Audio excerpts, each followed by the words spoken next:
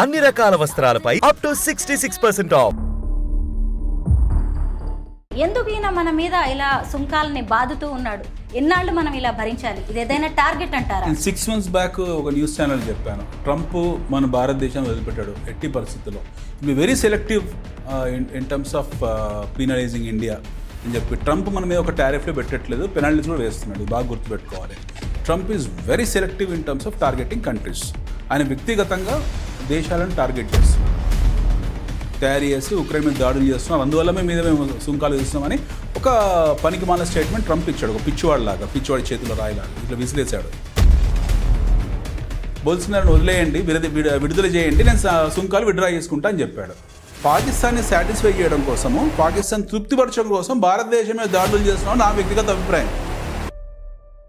అందరికీ నమస్కారం, నేను Swaroopa Potlapalli. Welcome to Suman TV. ఇప్పటికే అమెరికా అధ్యక్షుడు డొనాల్డ్ ట్రంప్ మన ఉత్పత్తుల మీద 25% సుంకాన్ని విధించారు. ఈ నెల 27వ తేదీ నుంచి ఇంకొక 25% సుంకాన్ని చెల్లించాల్సిందే అని ఆయన అల్టిమేటం జారీ చేశారు. అంటే మొత్తం మీద మనం 50% సుంకాన్ని భరించాల్సి వస్తోంది.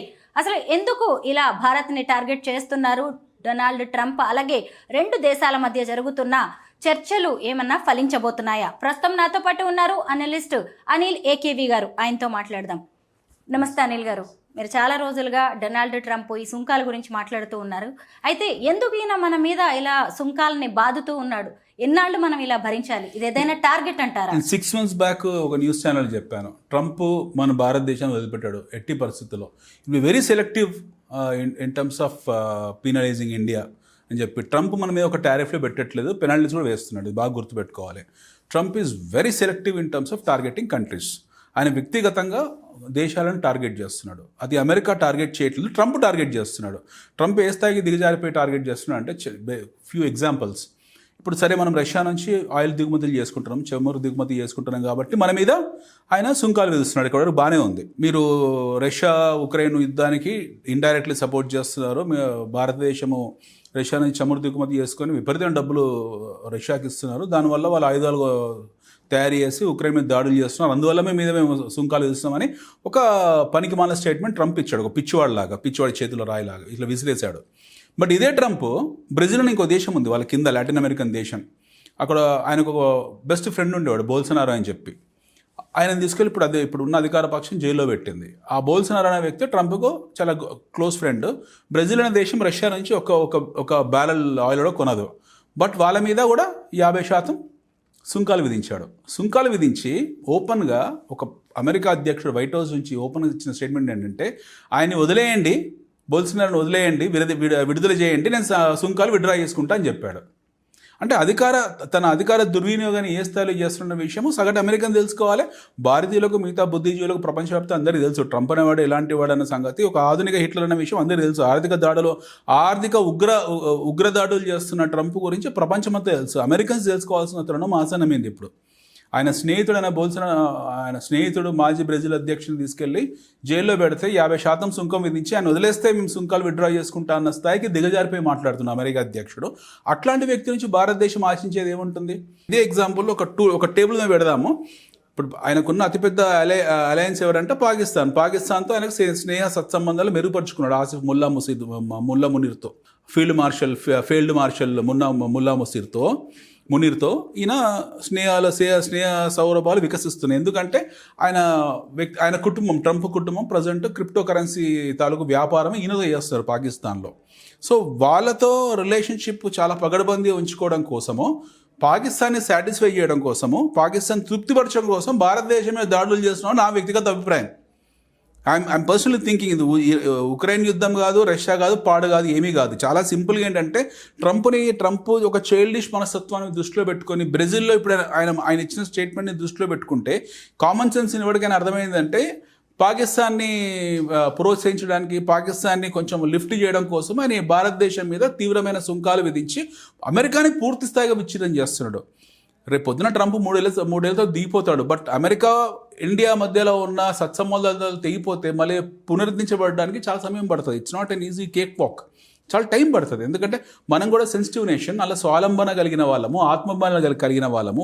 మనం as a nation we have self respect. మనం ఇంత చిచ్చోరా చిల్లరగా దిగజారిపోయి బిహేవ్ చేసే క్యారెక్టర్ కాదు మనది. As a nation we have a character.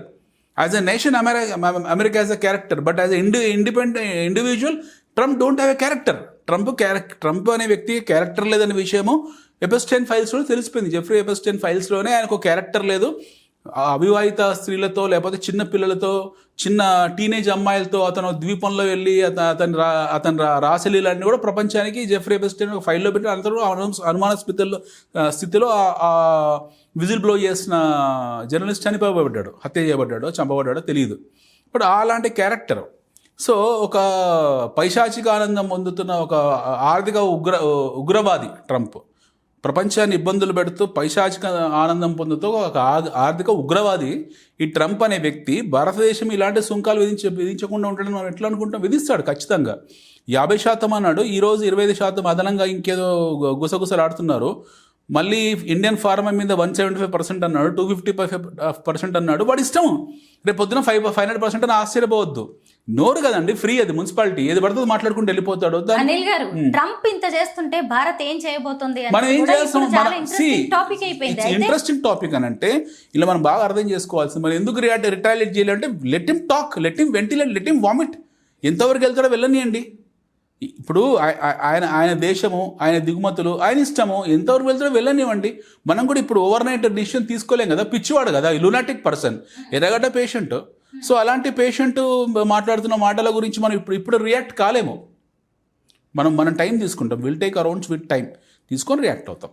ఇప్పుడు మళ్ళీ 6th టైం చర్చల కోసం అమెరికా టీం ఒకటి త్వరలో రాబోతుంది. మరి ఆ చర్చలు ఏమైనా ఫలించే అవకాశం? 20వ తారీఖు ఈ నెలాఖరున మనకు ఒక పెద్ద చర్చలు ఉన్నాయి. ఇప్పుడు జరుగుతున్న పరిణామాలు ఏంటంటే, మనం ఈ నెలాఖరులో మన ప్రధాని ఈ నెలాఖరు మొదటి సెప్టెంబర్ 1st వీక్లో మనకు చైనా పర్యటన ఉంది మన ప్రధానిది. At the same time Moscow నుండి పుతిన్ గారు కూడా భారతదేశానికి రావడానికి ఆయన సమ్మతి తెలిపారు. మన ద్వైపాక్షిక సంబంధాలు మెరుగుపరచడం కోసం అజిత్ దోవల్ కానీ మన జయశంకర్ గారు వెళ్ళి ఆయనతో మాట్లాడారు. నిన్న మొన్న అక్కడే ఉన్నారు రష్యాలో. వాళ్ళ మధ్యలో జరిగిన గుప్త సమావేశం మనకు తెలియదు, అవన్నీ చెప్పరు. ఇప్పుడు దాని యాక్షన్సే ఉంటాయి. సో ఆయన పుతిన్ వస్తానని ఒప్పుకున్నారు ఇండియాకు. వచ్చిన తర్వాత మనకు చైనా అండ్ రష్యా మధ్యలో ఒక ట్రయాంగులర్ ట్రినిటీ ఎలా ఏర్పడుతుంది అనేది ఒకటి. రెండోది చైనా మనతో సత్సంబంధాలు ఏర్పరచుకోవడం కోసము మనం కొంచెం గట్టి అయిన ప్రయత్నాలు చేస్తున్నాం. వాళ్ళు గట్టి ప్రయత్నాలు చేస్తున్నాం. గతంలో ఉన్న గల్వామా లాంటి కొన్ని ఇష్యూస్ని మర్చిపోయి సరిహద్దు వివాదాలు పక్కన పెట్టి ముందు మనము ట్రేడ్ అండ్ కామర్స్ విషయంలో గట్టిగా ఆలోచించాలని చెప్పి we have taken stands on it's. ఎందుకంటే చైనా డైరెక్ట్గా ఇంపాక్ట్ అవుతుంది. $500 బిలియన్ చైనా ఎక్స్పోర్ట్ చేస్తుంది అమెరికాకు. ఆల్మోస్ట్ $90 బిలియన్ మనం ఎక్స్పోర్ట్ చేస్తాం. అంటే అమెరికా ఇంపోర్ట్ చేసుకునే వస్తు సేవల వినిమయంలో ఎగుమతి దేశం అనేటువంటి అతిపెద్ద ఎగుమతి దేశం మనము చైనా డైరెక్ట్ ఇంపాక్ట్ అయినాం. ఓకే, ఈ ఇంపాక్ట్ అనేది మన ఆర్థిక వ్యవస్థని ఇబ్బంది పెడుతుంది. అట్ ద సేమ్ టైం చైనాని ఇబ్బంది పెడుతుంది.